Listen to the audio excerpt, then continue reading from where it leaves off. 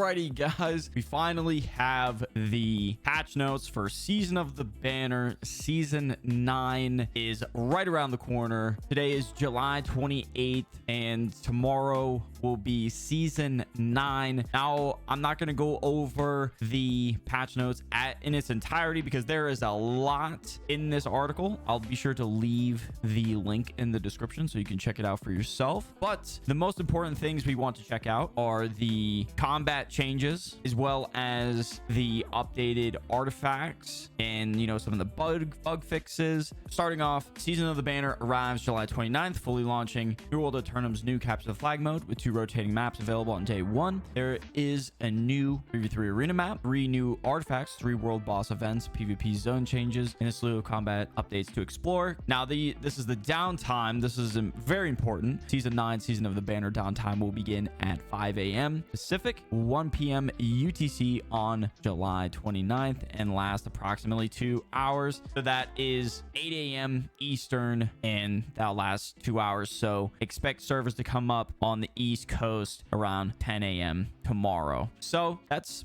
good to know. So we have the new game mode, Capture the Flag. We know about this, as well as the new arena map, Verdant Court. Now, they made some changes to this, which is awesome. They said, following the preview we did last season, we've made some changes to the timing of the fire ring, and it now comes in even sooner to give the map more of the dynamic feel we wanted. Awesome. It was just not enough. It took too long. The map is huge, so this is great, because you had people sitting up at the highest points of the map, just ranging down the entire time, and the circle wasn't even doing anything. So this is good. Great change. Now, just quickly covering the free-for-all zone updates. This is huge.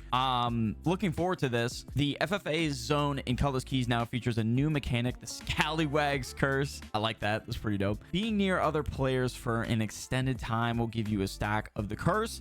And the longer you are near players, the curse grows in strength. While under the effects of the curse, you'll deal less damage and stamina damage, and take more damage and stamina damage versus other players. Does not affect your damage versus AI. To remove stacks of the curse, kill players or keep your distance from other players. Dying will instantly remove all stacks of the curse. So we'll have to see how this plays out. I mean, with any form of changes, people are gonna try to find loopholes in the system to continue to team in the free-for-all zone. We will definitely go check out the free-for-all zone tomorrow when the update goes live, just to see what loopholes people are going to try to find. You know, it is what it is. To go along with these changes, we've updated the rewards in the free-for-all zone. Chest gather times were reduced and now drop 2 times as much doubloons. Awesome. This is a great change. I love it. Now, since they are increasing the doubloons, I was really hoping that they would put all the new artifacts in the well instead of the PvP track, so that you have a target farm and you can choose which artifact you want to get, rather than having chance and RNG to really be the playing factor with the PvP track. But, you know, I guess that isn't the case. Doubloon pouches also now grant double doubloons. Max gear score on doubloon shop items were increased, and the spread was narrowed. Lower minimum gear score non-apex crate ranges are now 720, 725. It was 685 to 710. That is absurd. Oh my gosh, dude. That is, it should have been 700 to 710. Like 685? Insane. Grab bag rare loot ranges are now 690 to 700. Was 660 to 690 for epic, for 625 to 690 for rare. They then go on to state grab bag epic loot ranges are now 700 to 720, from 685 to 705. Now, the new and updated artifacts.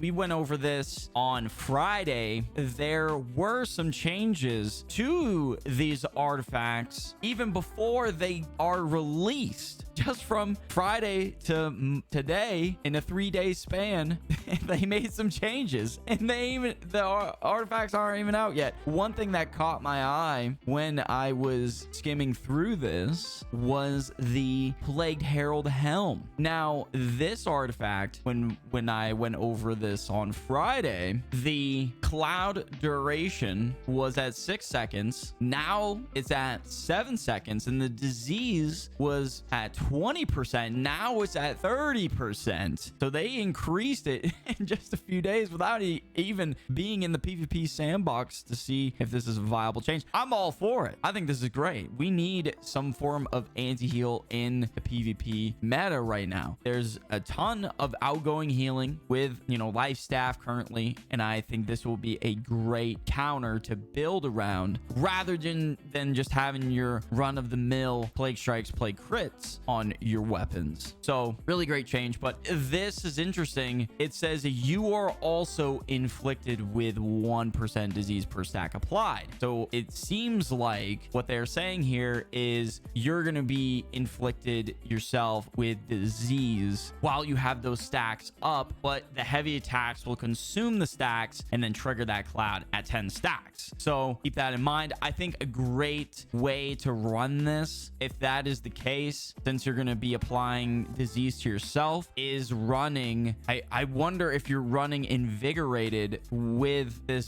artifact, it's going to minimize the effects of disease, or will it actually be worse to run invigorated because you won't get to those max of 10 stacks fast enough because they will be disappearing. We'll have to test around with this artifact because there may be some builds we can put together, you know, to really make this artifact shine. And then they did change the wording for Trisna from the post on Friday. They updated the functionality to also grant lifesteal against rooted and stunned enemies, and does not mention the sluggish enemies anymore. So I'm guessing that was removed. Like I said, we'll have to see tomorrow when the update has occurred. I mean, that's fair. I was actually really excited for, you know, the sluggish enemies, because I'm pretty sure that meant like exhausted enemies, which would really play into Hammer very well with the exhaustive attacks passive in the Hammer skill tree. Now, the combat changes that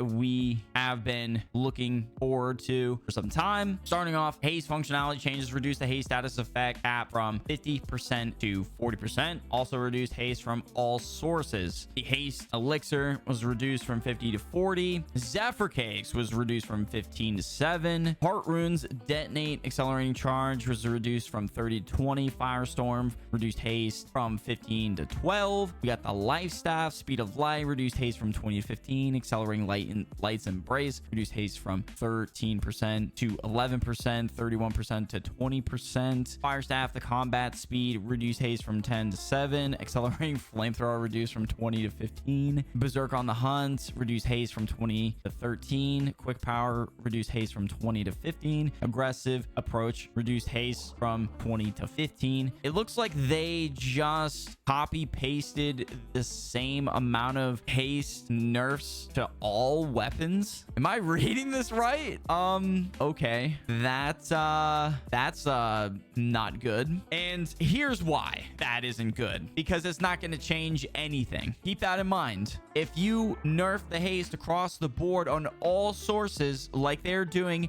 and they're all the same, it didn't change a thing. All it did was just slowed people down. But those weapons that are the outliers that have a lot of haste will still have a lot of haste. Thus, people will still be faster than others. See what I'm saying? I'm kind of disappointed in this change. I was hoping that there were going to be a more aggressive approach on the nerf to haste for certain weapons that were contributing to more haste than other weapons in the sandbox. Yeah, see like with the bow, go to distance, you know, on the evade shot 15 to 12. You got archer speed, the switch weapon from 10 to 7, then the dodge and weave from 10 to 7, musket 10 to 7.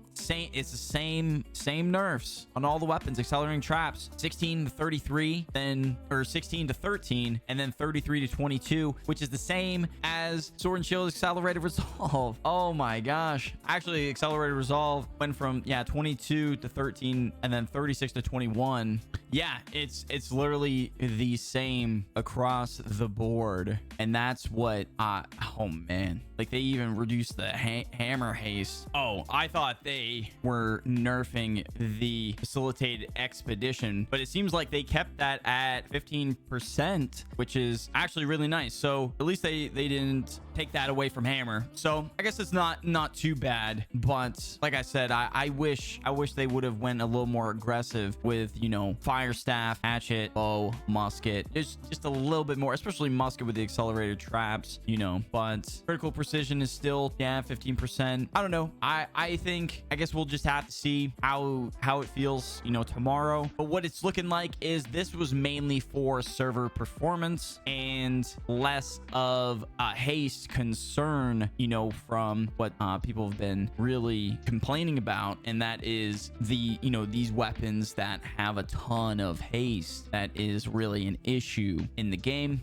Now onto the perks that have been changed or reworked. The potent alacrity reworked to potent vivacity. It now increases the potency of energized status effects. Okay. Also increase the power from 9% to 12%. Hasted, my favorite go-to perk on all my builds. Reduce the haste from 10 to 7. Yep, that makes sense. And then fix an issue where the max value was longer than intended. Okay, I didn't know there was a bug going on with that. Keen speed, reduce the value from 20% to 15. All right, that was expected. Saying I actually thought it was gonna go from 20 to 10, so that's not bad. Oh, the keen speed boots made it so keen speed on these boots is 20% weaker than the standard perk, so it's 12%. Interesting. I mean, that makes sense because normally weapon perks on the weapon are stronger than on the armor, so that's fair. Hardcore parkour reduced haste from 18 to 15%. Desperate and power reduced haste value from 10% to 7.2. Why don't you just put it at 7? Okay. Grace Artifacts offensive speed perk reduced haste from 20 to 15. Runic Greaves expedition reduced haste from 33 to 23. Okay. Yep. It was literally like they did was copy paste all sources. So, oh man, I don't know. I'm kind of disappointed a little bit. Let me know what you guys think with these haste changes. Like, is this gonna make a difference? I mean, obviously server side, it's more for stability and optimization, which is good. Yeah, let me know in the comments down below. Equip loads removed block stability modifier from heavy and light. Okay, so this is actually a pretty huge change. So previously the light equip load block stability was minus 10%. Now it's not gonna be there anymore. That's huge for light builds with sword and shield, as well as heavy getting that plus 10%. It will no longer be there. So now when running a tower shield, it's almost mandatory that you're gonna want sturdy on that tower shield. Added armor penetration to siege weapons in wars and OPR. Okay, we are further buffing siege weapons. I have no idea why. Oh god, I mean, they're already strong right now. Oh man, AGS. Yeah, why don't we just go and buff the NPCs too? Dude, holy cow. Oh man. Anyways, updated melee weapons that don't have a throwing ability to change reticle color in melee range when pointed at an enemy. Melee weapons that do have a ranged attack will still change reticle color at further ranges. That's pretty cool. Fixed an issue where status effect icons could disappear during combat if a seasonal token effect was active. That's pretty odd bug, but glad that was fixed. So moving on, we've got the Keen Beacon updated functionality to increase crit damage instead of crit chance, and updated max values to be 4.5% armor, 7% weapons, and reduced duration from 6 seconds to 4 seconds. Fixed an issue where the trench and rend cooldown could be removed when swapping weapons. Fixed the way mortal lifesteals on hit lifesteal was triggered. Wow. Okay, so mortal lifesteal is no longer gonna be working in tandem with healing breeze. That is a huge change, guys. We got to change up the build, some of the builds a little bit with that mortal lifesteal. Go back to some other, you know, self-sustaining perks. Adjusted healing breeze to only trigger on the first application of a heal. That's good because I think it was also triggering from life staffs, so that is a good change. Fixed an issue where mending sticky bomb cannot heal the player in certain circumstances. That's good. Now we've got the bow. Reduce cooldown cooldown of poison shot to 20 seconds from 30 seconds. That's a huge change. Nice. Bo getting some love. Fixed an issue that could cause Bo to be rapid fired. Fixed an issue with hip fire unintentionally triggering after rain of arrows. Oh, finally. We've got the fire staff. Smolder reduced weapon damage to 4.5% from 5% per tick. Awesome. Fiery restoration reduced cooldown reduction to 7% from 10%. Pillar fire increased cooldown to 15 seconds from 10. Great change. Thank you. Thank you. At least we got some nerfs to dial back fire staff. Fixed smoke flickering for meteor shower, and then fixed an issue that allowed light attacks to fire faster than expected. Great changes. Flail core functionality changes. Added a buff to its outgoing healing by 15% if the flail user does not have the life staff equipped. Added a buff to its outgoing healing by 15% if the flail user is not in heavy equip load. Added a base damage increase of 15% if the flail user doesn't have a shield equipped. That's huge. Flail's gonna be very strong in season 9, guys. Deflecting frailty, increase the lifesteal power from 10% to 15%. Supportive blessing, reduce self-healing portion from 50% of base damage to 35% of base damage. A little bit of a nerf.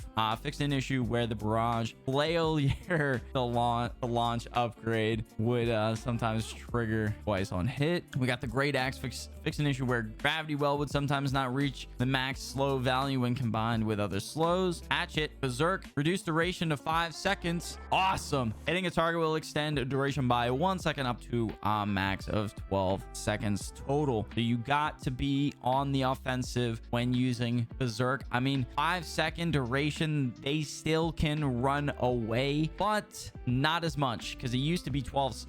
It's 12 seconds right now, so down to 5. I mean, I kind of wish it was like 3, but you know, that's not bad. Ice Gauntlet updated Entombed description to clarify inputs that exit the ability. Updated the Entomb tooltip to clarify that the player is unable to heal while Entomb is active. Nice. Reduced refreshing frost cooldown reduction to 15% from 20. We got a little bit of a cooldown reduction nerf. Updated musket's shooter stance ability to no longer allow target lock. Nice. I just wish they would just completely remove target lock, and you wouldn't have to, you know, do these updates to these abilities. Just completely remove it. But I guess target lock is here to stay, unfortunately. Thorn shield, leaping strike removed the stagger from leaping strike. Oh my gosh. More and more, man.